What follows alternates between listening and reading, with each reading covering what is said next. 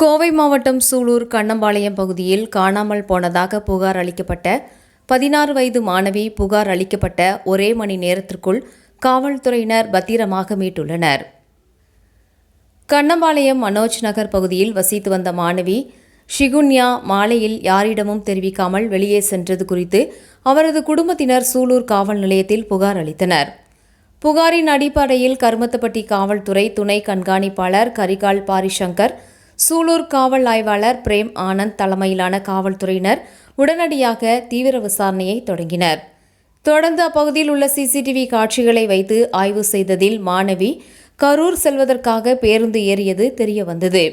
உடனடியாக உஷார்படுத்தப்பட்ட காவல்துறையினர் தொழில்நுட்ப உதவியுடன் துரிதமாக செயல்பட்டு கரூரில் உள்ள அவரது பெற்றோர் வீட்டிற்கு செல்வதற்காக பேருந்து நிறுத்தத்தில் நின்று கொண்டிருந்த மாணவியை வெறும் 1 மணி நேரத்திற்குள்ளாகவே பத்திரமாக மீட்டனர். துரிதமாக செயல்பட்டு மாணவியை மீட்ட சூலூர் காவல்துறையினருக்கு பொதுமக்களிடையே பாராட்டு குவிந்து வருகின்றது.